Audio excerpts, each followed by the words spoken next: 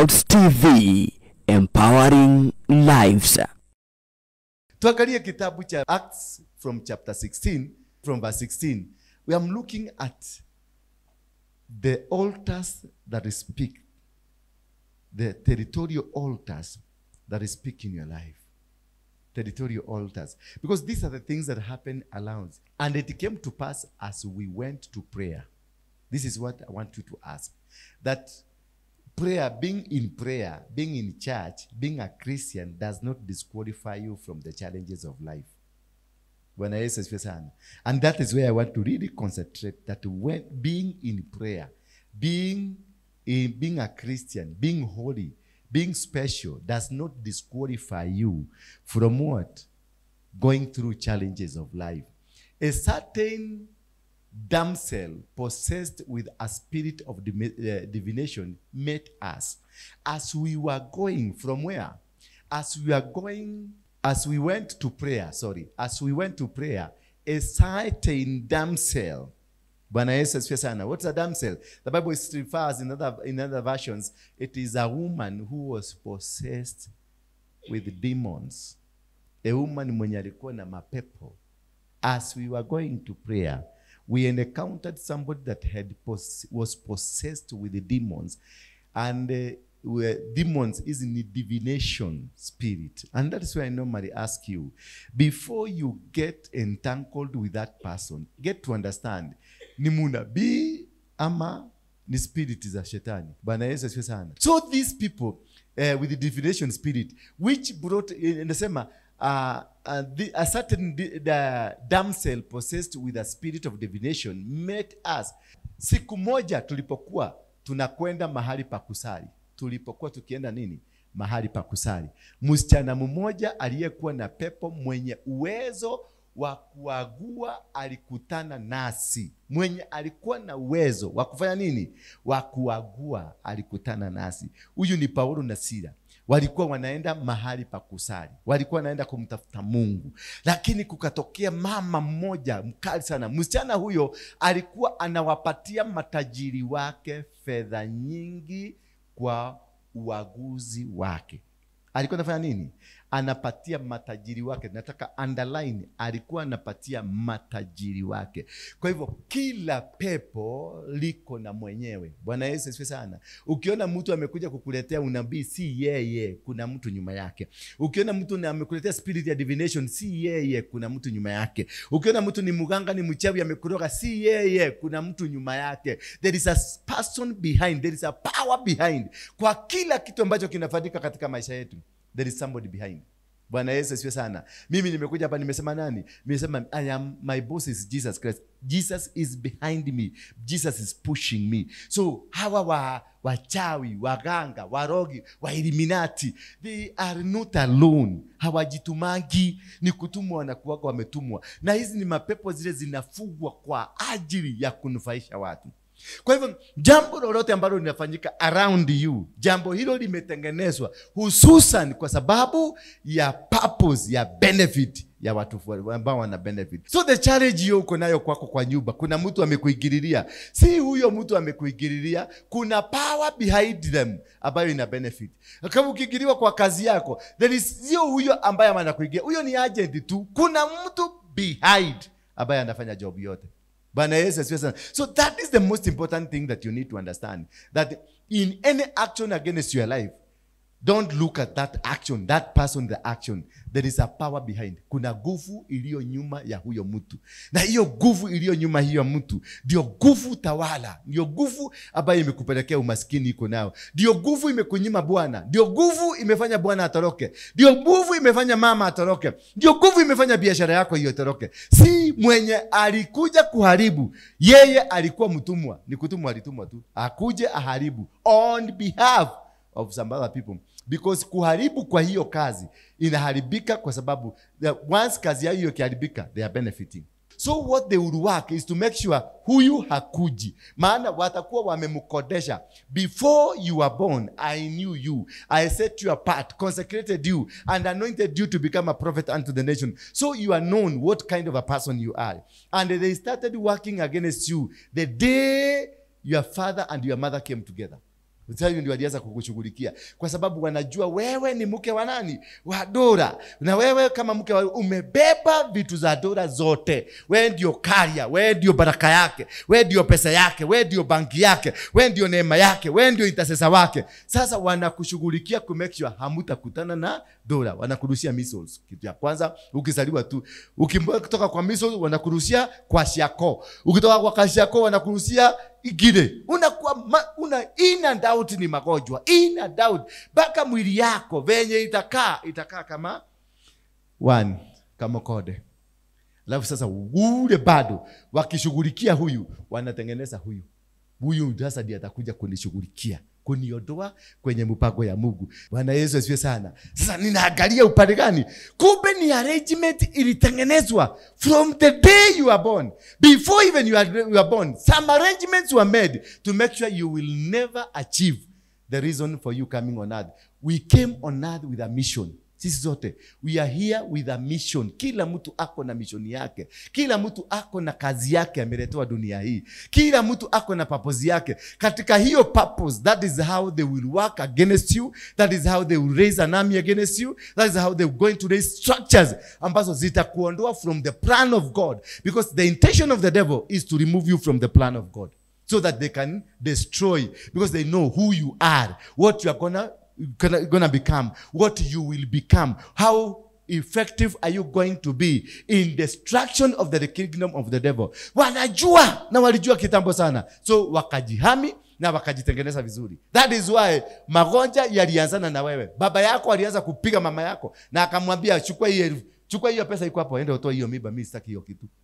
It is an arrangement. Hata hiyo kutoa mimba, it is an arrangement from the demonic world. Because they know who is that. They know who is about to come. When Jesus was born, the king sent for every young person who is under 2 years to be killed. Why? Because they knew in the 2 years, wale watoto wote between 2 years, hapo 2 years and one day, kuna mtu abaye atakuja kuvuja ufalme. What they don't know, they don't know huyu mtu ni nani, but they know there is a dangerous person that is coming. So akasema wote they not be spared, wauliwe, wote waishe. Bwana Yesu asifiwe sana. And this is what that happens in our lives. But they make arrangements prior. Basi huyo msichana alimfuata Paulo na sisi, akipiga kelele na kusema hawa watu ni watumishi wa Mungu mkuu. Sasa angalia, kumbe mpaka wanakujua. Wanajua wewe ni nani. Yeye ni definer, lakini anasema hawa watu ni watu watumishi wa nani? You are known, you are marked. Bwana Yesu asifiwe sana. Lakini huyu mwanamke alijua, because wanajua mtu wa Mungu ni nani na mtu ambaye si wa Mungu ni nani. Kwa hivyo that is why the attack on your life is inevitable. Ndio unakuta every time you are challenged, every time you get into a situation that is not good. Why? Because you were marked before you were born. And that's why Jeremiah had to be marked.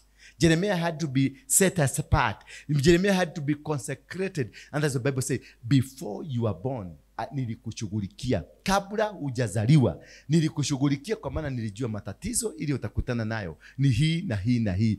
Then you are covered. Consecration is being covered and then set apart and anointed so that you can become a prophet unto the nation. You can fail to become a prophet despite you being born a prophet.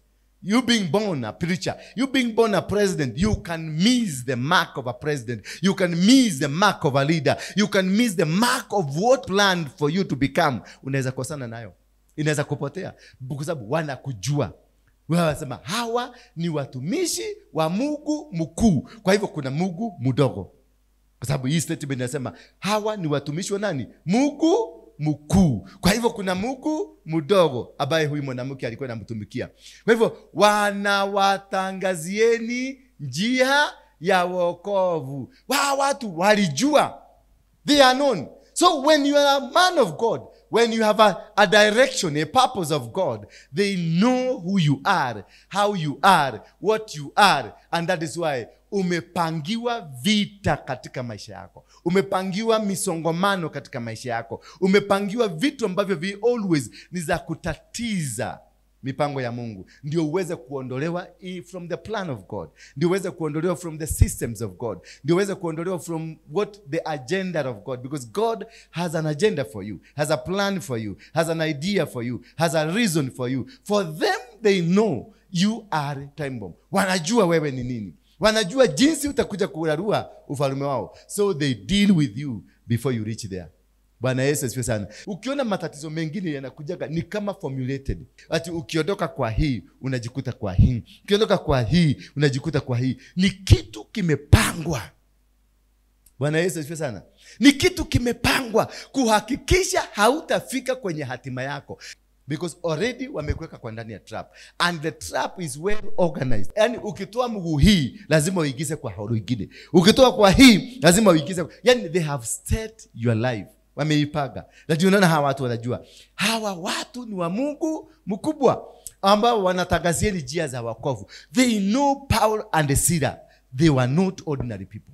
Walijua hawa kuna watu wamekuja in our village to distort what we do, to destroy what we do. In verse number 18, akawa anafanya hivyo kwa siku nyingi, hata siku moja Paulo akakasirika. So haka kamama kalikuwa always kanawafuata mahali popote, kanaenda mahali popote, because kalikuwa kamepatiwa na assignment. Kakaambiwa usikubalishe hawa watu wafanya maneno yao hapa, usikubalishe hawa watu walete mguu yao hapa. Wakileta mguu yao wametuondoa, wakileta mguu yao wametushida. So kalikuwa ka monitoring spirit, kaku make sure Paulo na Sila hawapati mahali pa kupumzika. Mpaka wakati Paulo na Sila akapatwa na ghadhabu, alifanya nini?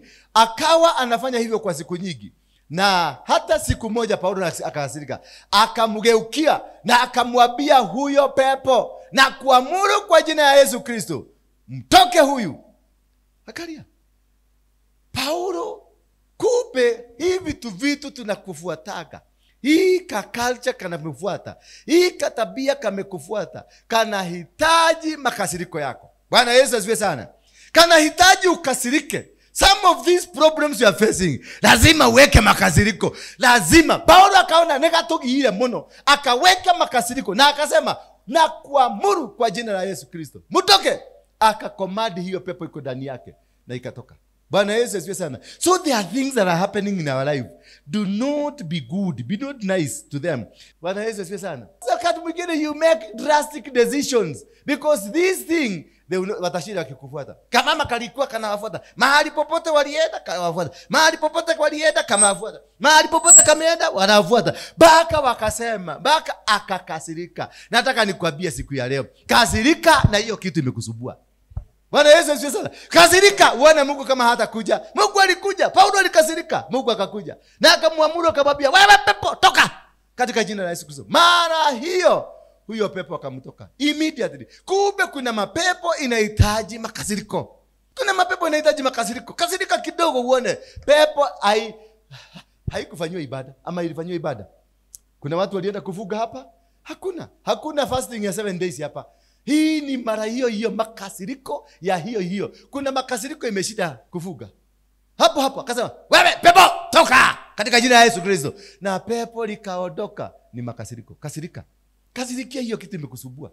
Bwana Yesu asifiwe sana. Hiyo mtu, hiyo kitu, hiyo pepo ambayo imekufuka, hauona mahali umeenda, ikasirikie uone kama haitatoka leo. Nataka tukae na makasiriko. Bwana Yesu asifiwe sana. Kasirika tu la karaone itaondoka bila kuiguzwa. Tuendelee number 19. Matajiri wa yule msichana. Sasa angalia sasa amekuja. Matajiri wa nani? Wa yule msichana. Walipoona kwamba tumaini lao la kupata mali limekwisha, walimkamata Paulo na Sila. Kwa hivyo kuna mapepo lazima ukue tayari, maana itakuletea shida nyingine. Na ndio nawaambiaga nikiwafanyia deliverance hapa, mtu anasema ni kumali atoa hoi maudu madhokanile. Maana matajiri wale walikuwa wametuma hiyo pepo kwako walikasirika. Bwana Yesu asifiwe sana. Na ndio sasa wamelete repercussion, wamelete shida, wamelete mambo makubwa sana. Attacks will come. They will come from all over. People will attack you. They will attack your children. They will attack everything. But the fact is, when you are with Jesus, you will win the battle. Utawawamoza. Sasa wanasema matajiri wa yule msichana walipoona kwamba tumaini lao la kupata mali limekwisha, waliwakamata Paulo na Sila, wakawaburuta mpaka hadharani mbele ya wakuu. Sasa matajiri wameingilia. Sasa hiyo weka kado, ni matajiri. Kwanza tulianza na kamama kana kuja physically kamoja, lakini sasa matajiri wamekuja. Sasa nataka nikufundishe, who are the owners of the demon that fights you? What is the power behind the demons ambazo mnang'ang'ana nazo? Matajiri wakakuja. Walipokuja walikamata Paulo na Sila, waliwapeleka wapi? Baka kwa wakuu. Kwa hivyo, but behind the matajiri, behind kamama kuna matajiri, behind matajiri kuna wakuu. That's a chain. This is what you need to understand. There is a chain of your problem. Problem yako si hapa tu. Na ndio nawaambia kaa chini nikufundishe. Ndio uelewe ni wapi chain yako imiko. Ndio uelewe matatizo yako yanakuaga wapi mpaka wapi. Yamekupeleka na yamekusoka mpaka wapi. Because it is not a small. Sika kitu hako naona. Sika kitu hako naona. Ukiona kakitu haka kamewekwa hapa, there is a power behind it. And try to understand, to unravel. How many are they behind? Ni hao unaona ama how many parties behind? Sasa angalia, tumaini lao la kupata mahali limekwisha. Waliwakamata Paulo na Sila, wakawaburuta mpaka hadharani mbele ya wakuu. Bwana Yesu asifiwe sana. Twende verse 20. Wakawashtaki kwa mahakimu. Wow. These people, they have a court where they will prosecute you. When they get you, wakati wamekushika kwa kadhambi fulani, wakati wamekushika kwa jambo fulani, wakati umefanya jambo la kuangusha ufalme wao, kuna mahakama lao, watakupeleka huko. Huyu jamaa walishikwa, wakapelekwa kwa mahakimu, wakapelekwa kwa jaji. Jaji walipopelekwa kwa jaji, wakisema watu hawa ni Wayahudi na wanafanya fujo katika mji wetu. Hello. Now this is where you understand the territorial powers. Because hawa ni Wayahudi, lakini wamekuja kwetu kufanya vitu sawa. Bwana Yesu asifiwe sana. So kuna mahali utaenda ukataliwe. Kuna mahali, maana huko kuna miungu ya kwao, na huko kuna manabii wa kwao, kuna wakuu na kuna majaji. In every territory, iko na wanabii hawa wa divina, iko na matajiri, iko na wakuu, iko na majaji. Sasa hawa jamaa wambele kwa nini? Wamekamatwa. So every territory umeenda, hata hiyo kanyumba ulienda kukoboa, kako na hiyo watu wote. Hako kanyumba, hako kabiashara ulienda kuweka ati ni kama halilo, hako ulienda kuweka, kako na hawa powers ziko hapo. Watu wote wako hapo. Hao ndio territorial controllers. Watu ambao wana control the territory. Ndio wanasimamaga wanakuuliza, umekuja kuweka biashara hapa, wewe ni nani? Because they have a legal right in your life. Bwana Yesu asifiwe sana. When these are domineering in your life because of the legal right, ndio naona hawa wako na legal right. Wanasema wakawashtaki kwa mahakimu wakisema watu hawa si wa nchi yetu. Maana sasa wale ambao wamekupeleka kwenye mahakama, wamepelekana kwenye mahakama because they are Kenyans. Na wamesema the guys who are disturbing us are the Ugandans. Therefore, these Ugandans, they don't have a legal right of what they have done. They are not supposed kutoa mapepo. They are not supposed to operate here. They are not supposed to be here. So we need you mahakama. Either you arrest these people, take them to prison, or deport them. Because territory has eyes that monitor and see you. Territory ziko na macho ya kukuangalia mahali popote, na unaweza kupenya upenye, lakini zitakutafuta. That is how territorial powers are. That is how territorial altars are powerful. If they reject you, you can never survive. Hata ufanye nini? And you know watu wakitu, mtu anaweza kutoka hapa aende Amerika, anaweza kutoka hapa aende Egypt fulani, lakini akose kufaulu, maana the territory has refused. Na unaweza uolewa na bwana, lakini territory ya huko kwa bana imekukataa. Wewe mwanamke, territory ya kina mama imekukataa. Because they have to understand you who you are you together. Wewe ni wa huko na wao ni wa huko. Mpaka musikilizane ndio watakukubalisha kukula vitu zao. Baka ufanye kazi yao niguo mage wetekeria uria indo ciao. But kama haufanyi kazi zao, kama hauinui madhabahu yao, kama hautoi kafara zao, hautakula ngo, watakuchapa. Wakawastaki kwa mahakimu. Kuna mahakimu, kila territory iko na judges. Kila territory iko na mahakimu wao about they will prosecute the case and then they will lead you to where you are supposed to be. Verse number 21 ya haraka. Wanafundisha, sikiliza sasa accusation. Wanafundisha desturi ambazo sisi raia wa Roma haturuhusiwi. Kwa hivyo kila territory iko na mafundisho ya kwao. Kila territory iko na mafundisho. Iko na kila kitu ambacho unahitaji huko. Ndio ukubalike, lazima ufundishwe mafundisho ya huko. Na ufuate mafundisho ya huko. Na ukae kama wao. Wanafundishwa desturi ambazo, desturi ni tabia na mienendo. Halo. Bwana Yesu asifiwe sana. Akaambia wanafundishwa desturi ambazo sisi raia, sisi ina wa territory, katika eneo letu tutifundisha kelele tageke. Kwa hivyo kila eneo liko na kelele. Ati desturi hapa Roma hatukubalishwi. Haturuhusiwi kuzikubali wala kuzifuata. Bwana Yesu asifiwe sana. Maana sheria zile ambazo mmekutana nazo huko hazikubaliwi na mafundisho hayo hayafuatwi. Verse 22 please. Kundi la watu likajiunga. Halo. Kwa sababu wale watu wa huko area hiyo, they have been indoctrinated. Wamepatiwa mafundisho. Wanajua kulinda territory yao. Bwana Yesu asifiwe sana. Ndio unaona kanisani kama hapa tunafundishwa kulinda kanisa hili, kulitetea, kulipigania, kuingia kwenye maombi, kuliombea. Maana desturi yetu ni kucommunicate na Mungu. Desturi yetu ni kukaa kwa mapenzi ya Mungu. Desturi yetu ni kukaa katika mafundisho ambayo tumefundishwa. Basi kundi la watu likajiunga, likawashambulia. Wakatumwa, wakaambiwa nenda mshambulie hao watu. Na ndio unaona mashambulizi. Unapookoka, unapoingia sasa kwenye vita kamili za kujinasua kutoka kwa mikono ya watesi wako, kuna inukaga vita. Watakuinukia. Bwana Yesu asifiwe sana. Maana kuna sheria. Na kwa sababu haukufaulu kuzivuja, zinakuvuja. Lazima uharibu. Ukiingia territory yoyote, lazima uharibu territory hiyo. Uharibu sheria zao, uharibu katiba zao, uharibu mafundisho yao, uharibu wafalme wao, majaji wao na hata raia yao upige. Na ukishindwa, uiwajoin, ukae kama wao. Uende ukuwa recruited, ukae kama nani. Like if you can't beat them, join them. So there is an option of beating. Bwana Yesu asifiwe sana. If you can't beat them, fanya nini? Join them. Kwa hivyo inamaanisha nini? There is an option of beating. So beat them. Kabla hawajaku. Kwa maana wakikushika. Ndio unaonanga nikihubiri hapa na hubirigi bila kurudi nyuma. Na haraga hapa nikiomba. Na haraga nalikuwa kwa milima nikiomba. Because I know these people. Mimi nimetoka Mogeke. Na mimi najua Mogeke vile tulikuwa tunafanya. Na mimi najua makafara zote za Mogeke na ile vitu tulikuwa tunafanya ya kishetani. Sasa nikarudi nyuma kidogo hivi. They will swallow me without even allowing saliva. Watanimeza afadhali mate ifuatage mbele. Maana watajua kakang na wanachukua. Maana wanajua this guy is destroying our territory. He's destroying our economy. He's destroying our powers. He's destroying everything. So they will hit me very hard. Ndio mnabiago mtu akiokoka arudi nyuma. Anarudishia kwa mapepo kama ngapi? 7. Hiyo ndio unajua hawakutaka kukuelezea. Kuna vita. Katika Ukristo ni vita. Kutoboa Ukristo ni vita. Lazima ukue mtu mjasiri wa kupigana. Lazima ukue jazusi la kibinguni. Unapigana vita center left right. Wakikukoka unakaa mtu unakauka.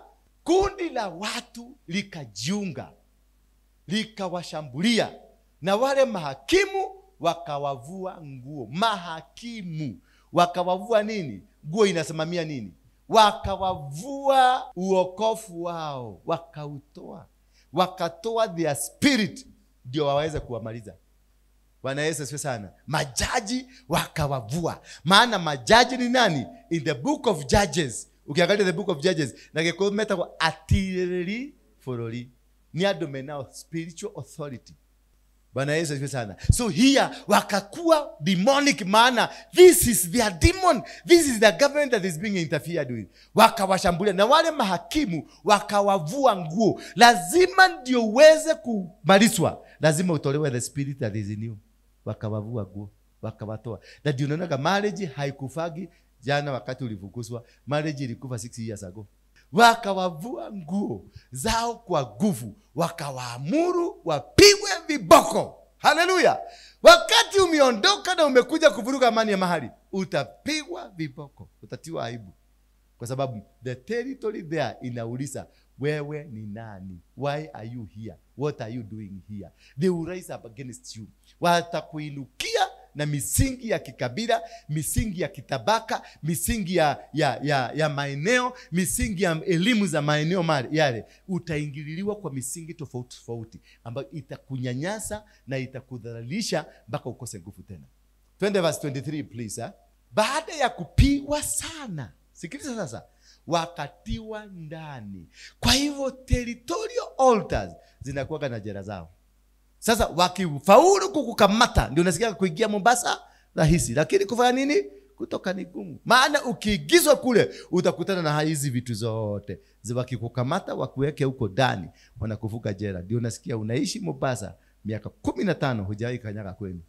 Na sio ati si pesa una, watakupatia pesa na kila kitu, lakini hautaenda nyumbani. Kwa nini? Kwa sababu umekamatwa na umefugwa huko ndani. Umewekwa kwenye minyororo. Na askari wa gereza akaamuliwa kuwaweka chini ya ulinzi mkali. Kwa hivyo unawekwa. Askari wa gereza ni wale maaskari, ni those demons that keeps monitoring you. How many of you are locked kwa jela fulani? How many are you una face challenges kwa hiyo kazi ambayo imekufuka mahali, kwa hiyo kanisa imefukufa mahali, kwa hiyo kamseka amekufuka mahali, kwa hiyo mahali unaishi? How many of you are suffering the same suffering? Bwana Yesu asifiwe sana. Wakawekwa chini ya ulinzi. When you are under captivity, when you are arrested and captured by these demons, lazima security kwe high, because they have been instructed, never allow this person to get out of this place. Wakawekwa chini ya ulinzi mkali. Wewe ni mke ambao unateseka, umewekwa chini ya ulinzi mkali. Wewe kwenye biashara fulani ambayo inakutesa, umewekwa chini ya ulinzi fulani. Wewe uko mahali ambako unakaa, umewekwa chini ya ulinzi fulani mkali tena. 24. Bwana Yesu asifiwe sana. Kutokana na maagizo hayo, basi huyo askari aliwaweka katika chumba cha ndani kabisa. Hawekagwe hapa nje. Ukionekana wewe ni mang'amang'a kama yule mama pale, ukionekana wewe ni mang'amang'a, wanakuwekaga ndani kabisa, wanakuvugia huko. Waikala hau. Duo kutora hau ikalete hau atene marriage ra protect. Ugotora ikalete hau atene biashara ra protect. Uikala hau ate you are protecting their integrity. Sitaki sasa watu watanichukulia aje? Ni watu maregu ate.